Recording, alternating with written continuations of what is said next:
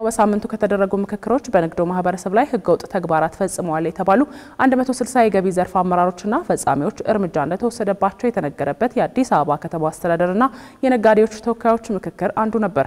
የከተማ አስተዳደሩ በአዲስ አበባ ካሉ የንግዱ ማህበረሰብ ተወካዮች ጋር ከተማ አቀፍ ምክክር ማድረጉን ተከትሎም የቅጣት ውሳኔዎች መበራከት፣ የመስሪያና የመሸጫ ቦታዎች ጥያቄዎች እንዲሁም ከደረሰኛ አጠቃቀም ጋር የተያያዙና ሌሎችም ጥያቄዎች ተነስተው ምላሽ ተሰጥቶባቸዋል። አቤል አበበ በተከታዩ ዘገባ በምክክሩ ላይ የተነሱ ዋና ጉዳዮችን ያስመለክተናል። ዮሐንስ አበረ እንደሚከተል ያቀርበዋል። በያዝኑ የ2017 በጀት ዓመት ለአራተኛ ጊዜ መካሄዱ የተነገረለት የአዲስ አበባ ከተማ አስተዳደርና የከተማዋ የነጋዴዎች የውይይት መድረክ በሳምንቱ የከተማ አስተዳደሩ እንዳካሄዳቸው ሌሎች ሁለት መድረኮች ሁሉ የመስተዳድሩ ከፍተኛ የስራ ኃላፊዎች የተካፈሉበት ነበር። ከመምህራንና የጤና ባለሙያዎች ጋር እንደተደረጉት ከተማ አቀፍ ውይይቶች ሁሉ በየወረዳው ሲካሄዱ ቆይተው በከተማ ደረጃ መካሄዱ የተነገረለት ይህ ውይይት ከ11ዱም ክፍለ ከተሞች ተውጣጡ የንግዱ ማህበረሰብ ተወካዮች የተሳተፉበት እንደነበር ነው የተገለጸው። በዚህ ውይይት ላይ በነጋዴዎች ከተነሱ ዋና ጉዳዮች አንዱ ጉቦ የሚሰበስቡ ህገወጥ ኃላፊዎች ተማረናል፣ የእጅ መንሻን መስጠት ሳንወድም ቢሆን ግዴታችን እየሆነ መጥቷል የሚል ነበር። ማንንም ሰው ወዶ ጉቦ አይሰጥም። አጥፊ ይኖራል፣ የራሱን ጥፋት ለመሸፈን የሚሰጥ ይኖራል። ግን ተገዶ የሚሰጠውን ብታስቡት ብዙ ነው እና ቅጣቶቹ ለጠያቂዎቹ የገንዘብ ማግኛ መንገድ ሆነዋል። እንደዚህ ከማስተላለፍብ እንዲብር አምጣ ይላሉ። እኔ ከነጋዴዎች ጋር ስለምሰራ ይነግሩኛል ይሄን ነገር አትስጡ ነው የምለው። እኔ ግን የሚሰጡ ሰዎች አሉ። እንደዛም ሆኖ እኔ ግራ የሚገባኝ ሰዎቹ በባንክ ነው ትራንስፈር የሚያስደርጉት። ያንን ስልክ እኔ 2-3 ጊዜ ለፖሊስ ሰጥቻለሁ። ያንን ስልክ ይዞ ፖሊስ የነዚህን ሰዎች አድራሻ ማግኘት አይችልም ወይ? ሌቦቹ መያዝ አይችሉም ወይ? ችግሩ መኖሩን ያልሸሸጉት ከንቲባ አዳነች አቤቤ በበኩላቸው መንግስት በመዋቅር ውስጥ ያሉ ሙሰኛ የስራ ኃላፊዎችን እየታገለ ነው ባሉበት ንግግራቸው የንግዱ ማህበረሰብ ቢሆን ግን በፍርሃትም ይሁን ህገወጥ ጥቅም ለማግኘት ሲል በዚህ ተግባር ውስጥ ከሚደረገው ተሳትፎ እንዲቆጠብ አሳስበዋል። የመጨረሻ ውሳኔ የማይሰጡባችሁን ሰዎች ተደናግጣችሁ ጉቦ በመስጠት ወይም ደግሞ ተደራድራችሁ የማይገባ ጥቅም ለማግኘት ጥረት ማድረግ ችግሩ አብሮን ይከርማል። እንደዚሁ የተወቃቀስን እንኖራለን። አንድ የንግዱ ማህበረሰብ ተወካይ በኩላቸው ሰጪ ከሌለ ተቀባይ ኖርም ከማለት ይልቅ መስጠት ግዴታ እንዲሆን የሚያደርጉ የስራ ኃላፊዎች ላይ ቁጥጥር ማጠናከር ይበጃል የሚል ሐሳብ ሰንዝረው ነበር። ሰጪ ከሌለ ተቀባይ የለም የሚለው አባባል እንደ መፈክር ከሚሆን ይልቅ ተቀባዮች ላይ የስነ ምግባር የእርምጃ ብዙ እንደተወሰደ እናውቃለን። እነዛን አተኩሮ መስራትና አጥብቆ የሚሰራበት ሁኔታ ቢፈጠር የተሻለ ለውጥ ይመጣል የሚል እምነት አለኝ። ሰጪ ከሌለ ተቀባይ ከተገኘ የሚባለውን አሁንም እንለዋለን። አታሽሹት፣ ከናንተ አታርቁት። ከናንተ በላይ ያመናል ክፍተቱ።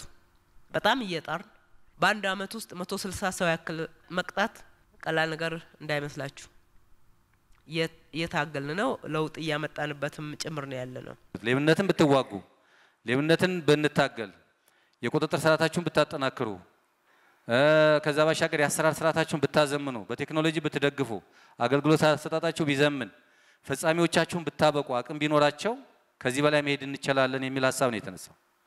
ይሄ በጣም ጠቃሚ ሐሳብ ነው። በሌላ በኩል የአዲስ አበባ ከተማ አስተዳደር በተደጋጋሚ ግብይቶች በደረሰኝ ብቻ መካሄድ እንዳለባቸው ሲወተውት ከዚያም አልፎ ደረሰኝ ይዘው ያልተገኙ ነጋዴዎች ሲቀጣ መቆየቱ ይታወሳል። ከዚሁ ጋር በተያያዘ ጥያቄ ያነሱት ነጋዴዎች የደረሰኞች ገበያ ላይ አለመኖር እነሱም ችግር ውስጥ እየከታቸው መሆኑን ጠቅሰው የደረሰኝ ጥያቄው ከአከፋፋዮች ብቻ ሳይሆን ከአምራቹም ጭምር ሊጀምር ይገባል ሲሉ አስተያየት ሰጥተዋል።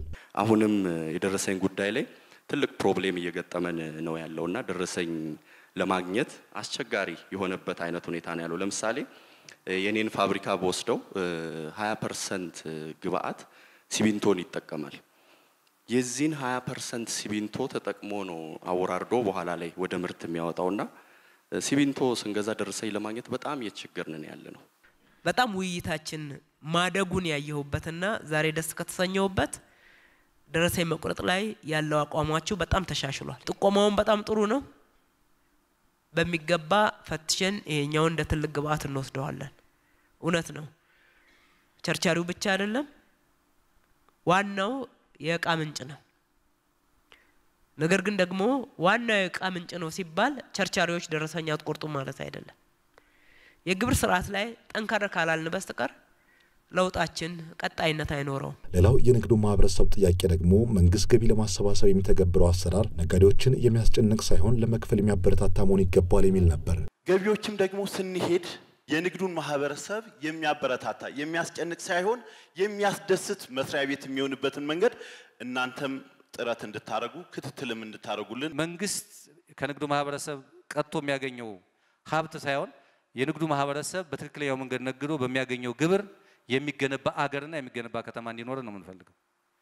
ያን ለማድረግ ደግሞ ትክክለኛ ነጋዴ፣ ህጋዊ ነጋዴ፣ ደረሰኝ የሚቆርጥ ነጋዴ፣ ግብሩን በወቅቱ የሚከፍል ነጋዴ፣ የሚቆጣጠረውን ባለሙያ የማያማልል ሌባውን ሌባ የሚል አጋልጦ የሚሰጥ መሆን መቻል አለበት። የንግዱ ማህበረሰብ ተወካዮች የማምረቻና የመሸጫ ቦታን የመንጠቅ ጉዳይን በማንሳት ለዚሁ መፍትሄ ሊበጅለት እንደሚገባ በጠየቁበት በዚሁ መድረክ ላይ ቦታዎች እንዲለቀቁ የሚደረገው ተደራጅተው በስራ ላይ የቆዩ ማህበራት ብቻ ከመደገፍ ባሻገር ከታች የሚመጡ አዳዲስ ተደራጆችን እድል ለመስጠት እንደሆነ አሳውቀዋል።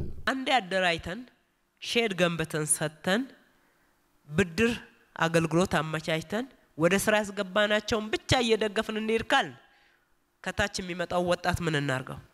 ለሁሉም አዳዲስ እየገነባን ብቻ እንስተካል አቅም ነው የሚወስነን እንጂ አይከፋም ነበር። እውነቱን እነግራቸዋለሁ።